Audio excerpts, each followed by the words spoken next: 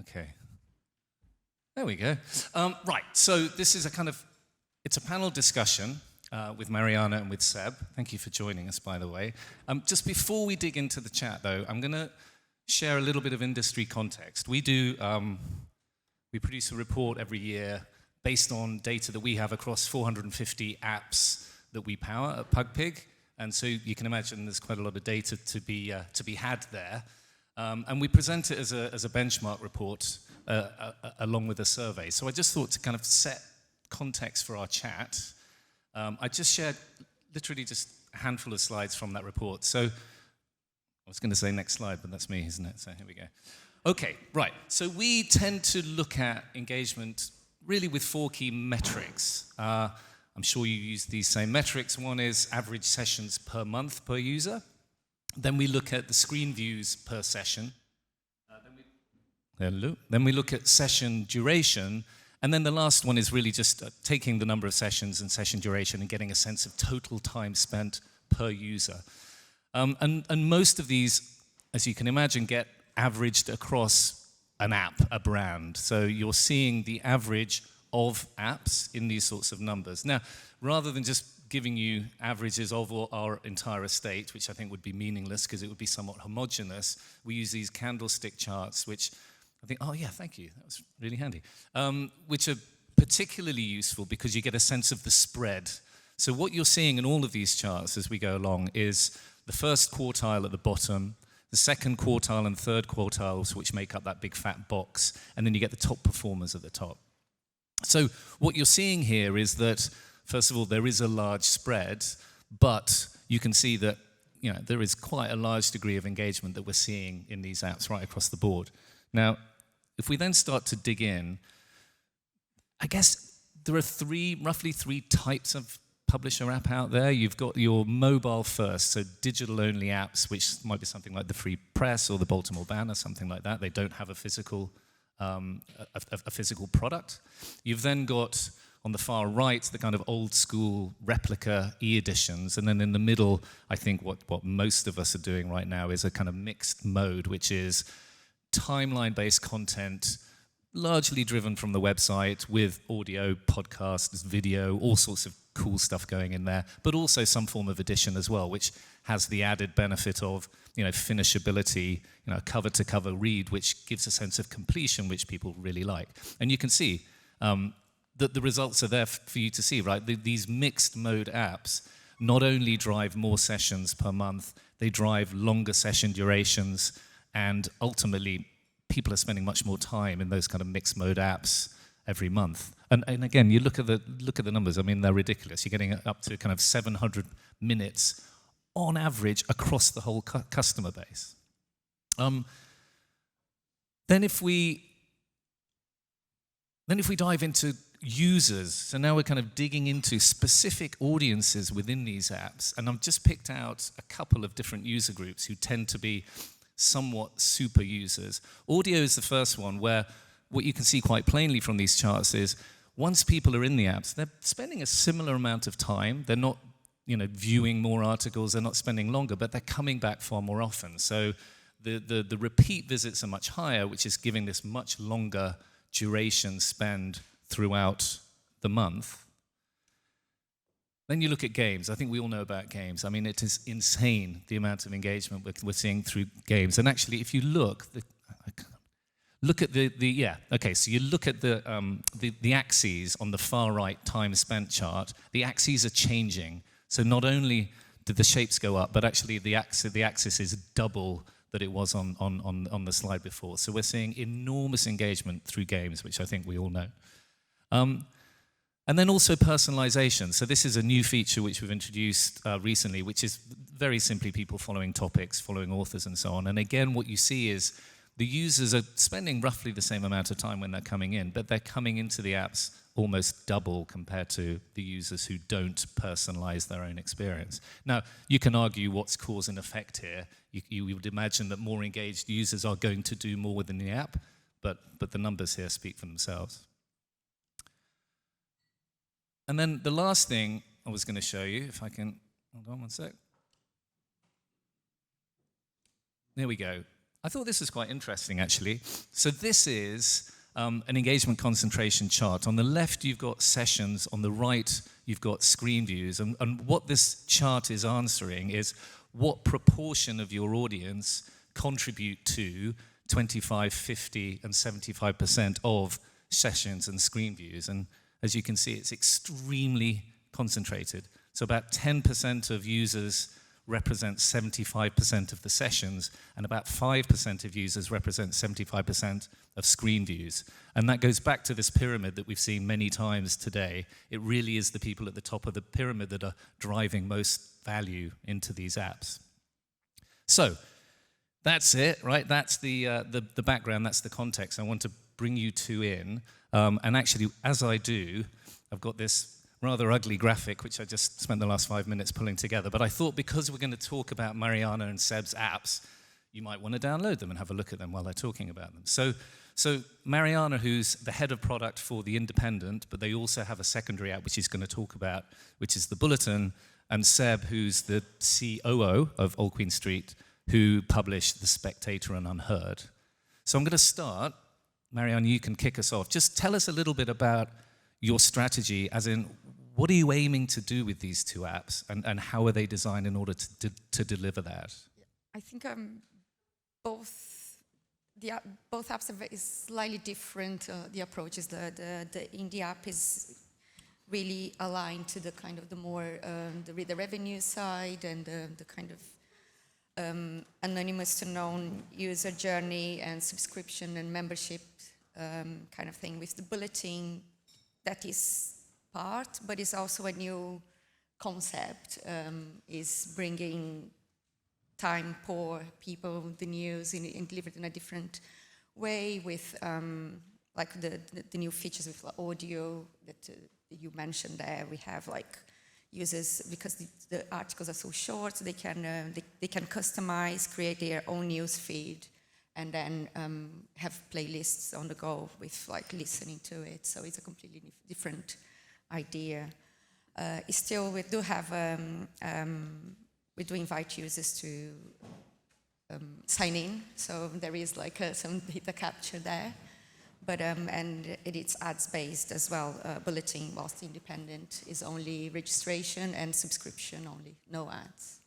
And actually, I should have asked this first. Just maybe 10 seconds on what The Independent is. I mean, I'm pretty sure most people in the room should know it, but that might not be the case. So just tell us a little bit about The Independent and its history. Yeah, so The Independent is a news website, one of our national websites here in the UK and everywhere, not just in the UK, but mainly started here. And yeah, so we are focusing mainly on news and features, and yeah. And a website that used to be a newspaper, but famously in 2016 killed print entirely and went entirely to a digital edition with a subscription. We are completely digital. We still have what we call the daily edition. So to your point earlier, there is still a big appetite for the page turners, the kind of the defined edition, and that is part of our app. So as a subscriber, you have access to the daily edition. Okay, I'm going to come back to you, obviously. So, Seb, just quickly tell us then about Unherd and The Spectator. They're on similar lines, but again, they're quite different businesses. Yeah, very different businesses in a way. I mean, OQS started as a small publisher, publishing Unherd back in 2017, and then in 2024 we then acquired The Spectator, a far bigger publication, and also Apollo as well, an art magazine. So we went at it as a startup, essentially, going in and acquiring the world's oldest publication. And so, first and foremost, they're subscription businesses. We don't like to give away stuff for free that we believe that people should pay for.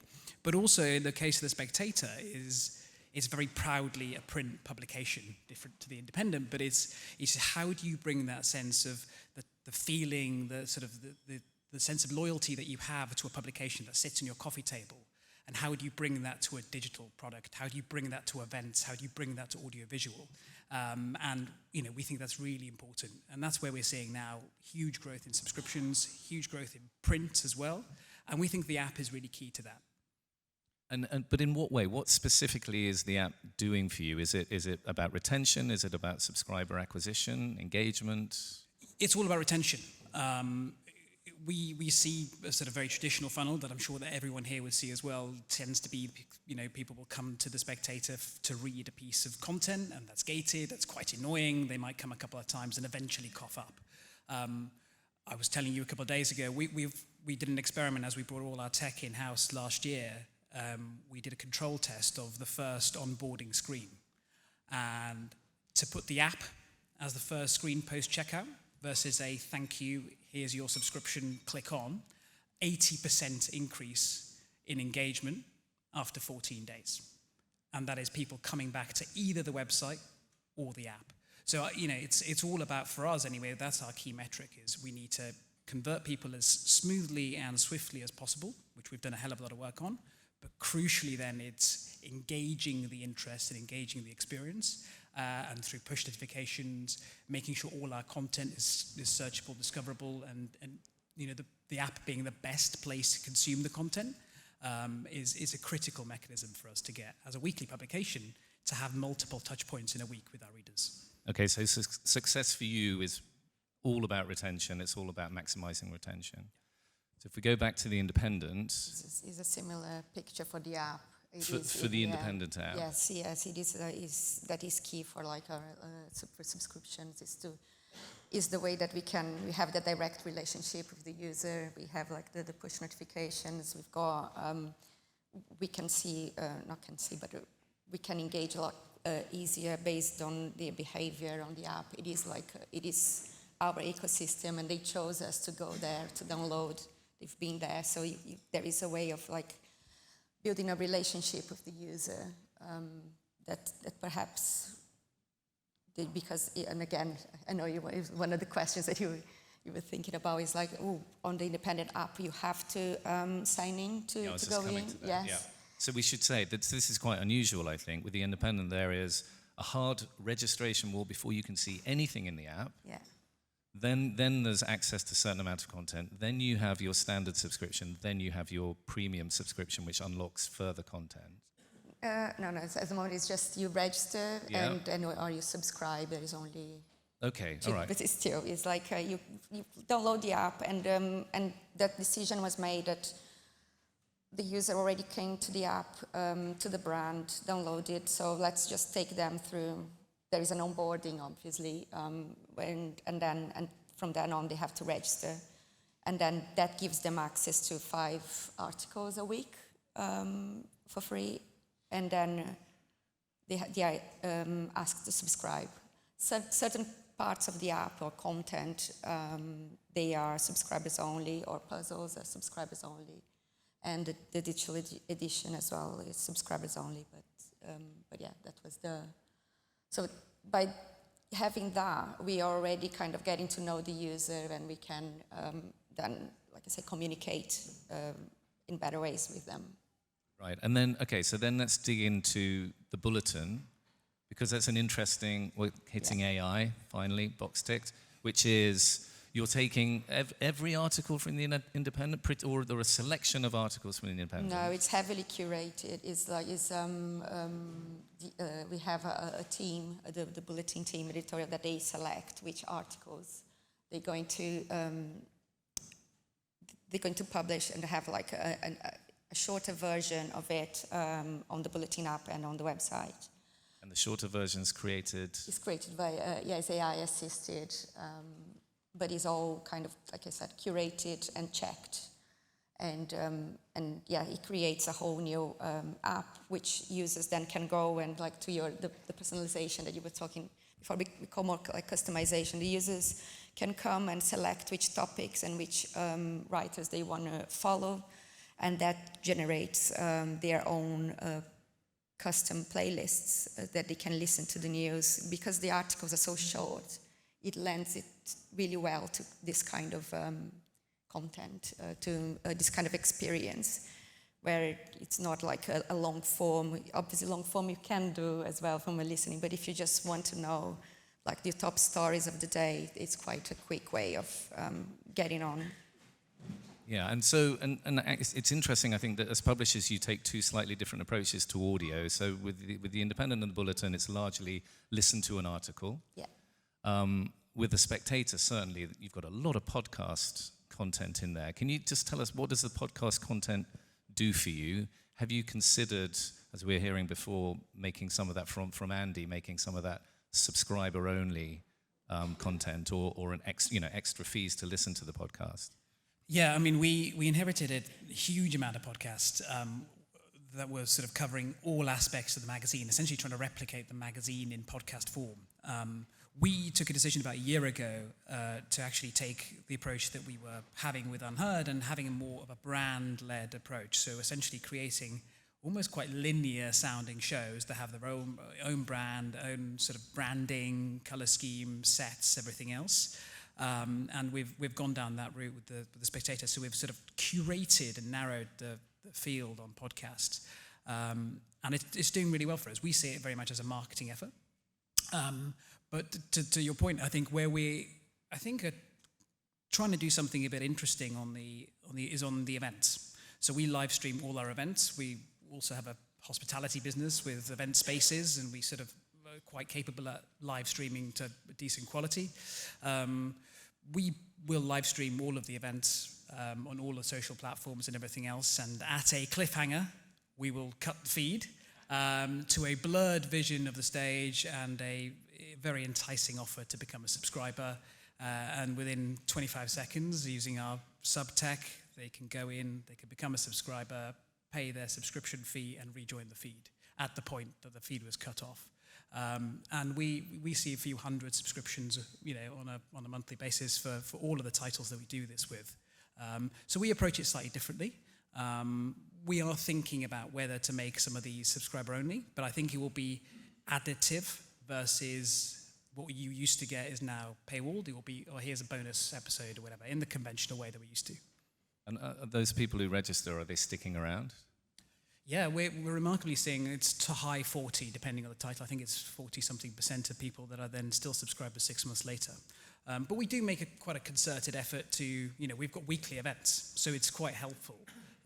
So, if you are signing up for a Bret Easton Ellis event, or if you signed up, as some people did on Monday night, to see Tim Shipman in conversation with Kemi Badenoch, we will then be having a concerted marketing campaign to you as a subscriber to say, yes, you're now a subscriber, but here are the benefits, and actually here's your live stream uninterrupted of the next political event if you came in for a political event, and if you came in for a more thoughtful arts-based event, you'll have a different set of messaging. So I wouldn't say it's particularly sophisticated, but it's the benefit that we do now have as having the data, having the accessibility of knowing what our users like and why they came to us. It's not wasting their time.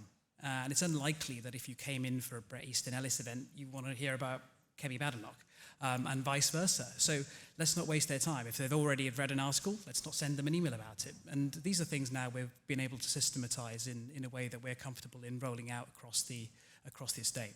Yeah, it's interesting. I want to go back to retention versus acquisition, but with Mariana. So, because you've got a lot going on, right, with reg walls and then, metered paywalls and so on. And then you've got the Bulletin, which has quite a different approach. Is the Bulletin a funnel for independent subscriptions, or is it a completely different audience, do you think? At the moment, it's a completely different audience. I think we are in some ways, we're trying to reach newer audiences with Bulletin, with the way the content is presented, and the new features on the app, like you said, like the puzzles is slightly different. So it is not saying that there's no overlap between the two, but the idea is to create a new product that potentially could reach different audiences. But the Bulletin has adverts. We do right? have adverts. Yeah, so and the Independent is completely ad-free, so there's quite a different business model there. Yeah. Will the Bulletin become a subscription product, do you think, if it becomes ever more successful? There's obviously it's a very new It's a very new, thing. we just, we launched it, it was officially launched it in January, so it's still quite a new app. We're still kind of like trying to understand our audiences and like what is the appetite. But yes, we never know. Probably, I'd say. Right, and I'm guessing because this was a partnership with Gemini, is that Google Gemini who were doing the AI the AI part of it, summaries yes, for you? Yes. So what does that mean around just the incremental effort to curate this app? What sort of size production team? It's obviously not a new newsroom because that's already done. So how many people create the app on a daily, weekly basis? It's difficult to say exactly how many because we've got part of that team. There's other optimizations that they do, but it's a team that is growing for sure. Which is I said that we were talking earlier. It's quite a positive story. These days in publishing, we've got a new product out, we've got a new team out there focusing on bulletin particularly, so it's it's a cool product. I definitely recommend you having a quick look at it. Going back to data, I know you're doing cool stuff, or at least you're working on cool stuff around commenting. Now, obviously commenting's not new as a concept, but from what you've told me, what you're going to do is quite interesting around the data surrounding commenting. Can you talk about that, of course. Vision?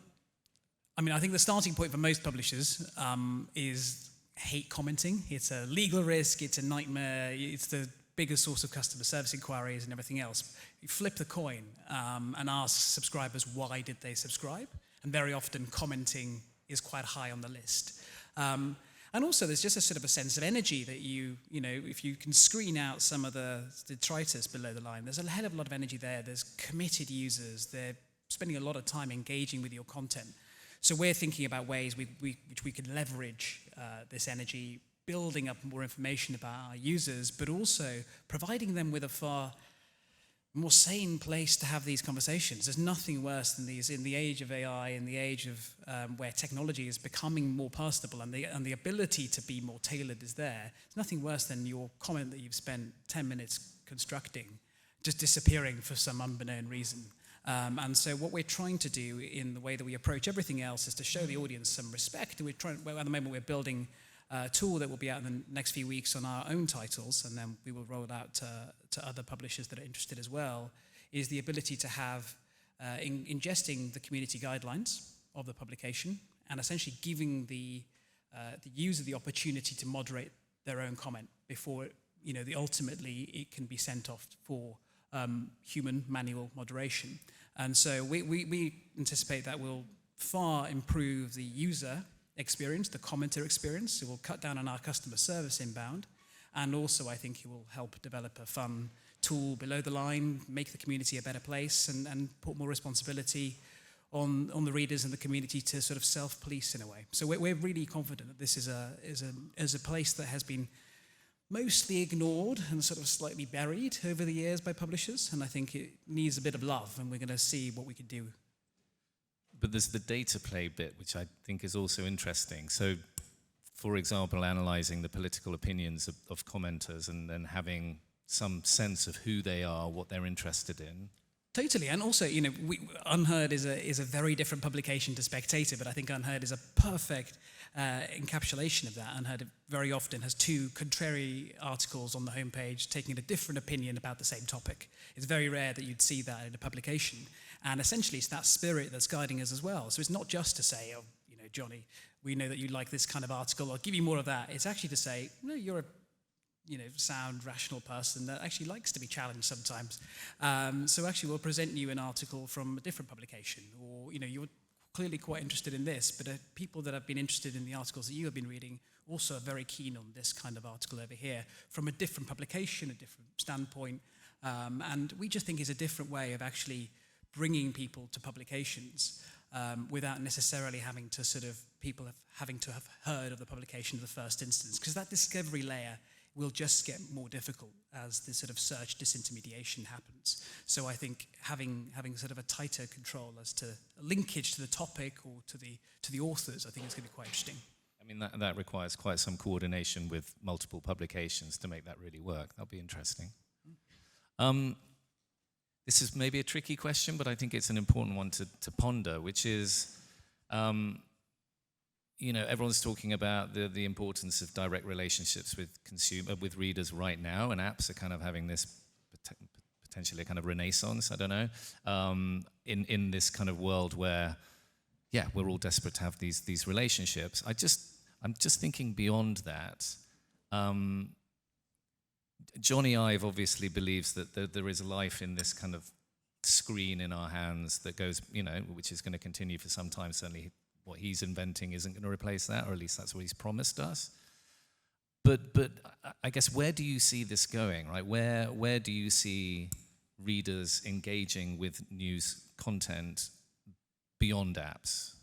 Because there's got to be something, right? I mean, is it glasses? Is it LLMs? Is it assistants? Or actually, do you think, no, a screen in the hand is actually going to be something that people are going to want for some time?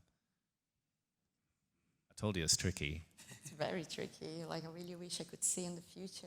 I wouldn't be here, probably. I guess, okay, maybe another question. Are you hedging? Yeah, I mean, do you have things in the works that are kind of the next place to engage? There's a lot of talk about, like, personal agents and how, like, you'll get, like, your personalized kind of based on your sources, get your news, get your content that you want. But I still feel like similar to, like, the print with Spectator, there might be a world there where you still need for the kind of like the kind of defiantly engaged user that really engage with your brand, and they want a safe space that will, like, belong to a community, or how do you say, it's that sense of belonging and knowing that they trust that news source, trust that content, and they don't want any distraction from anything else. Is there? It's just going through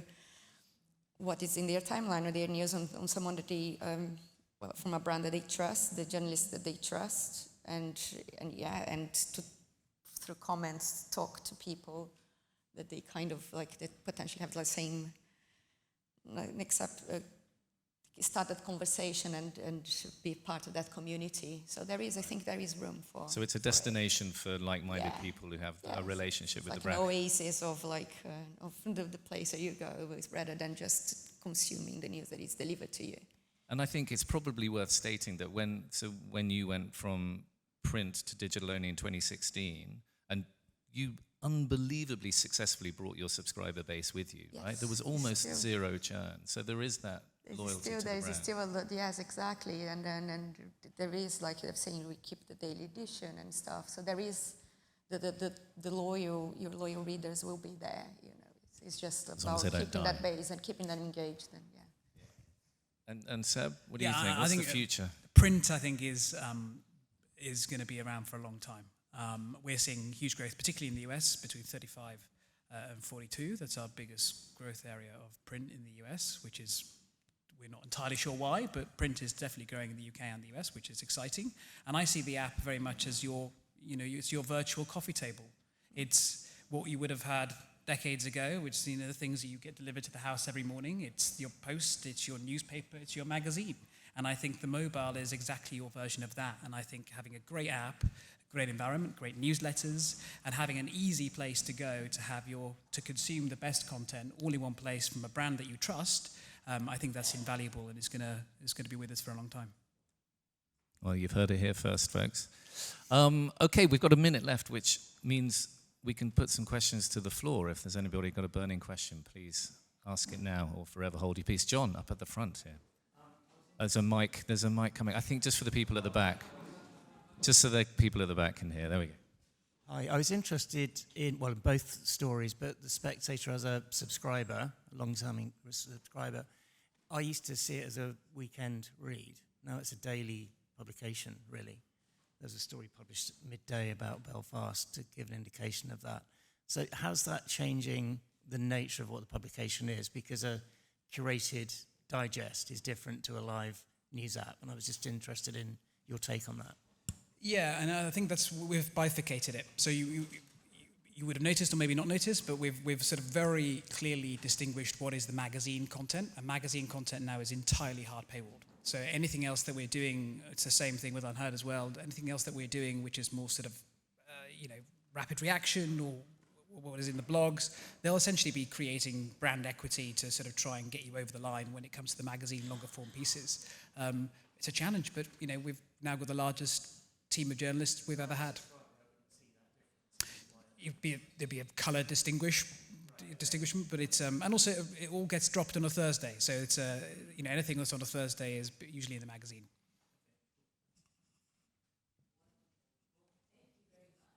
Yes, thank you, Seb, thank you, Mariana.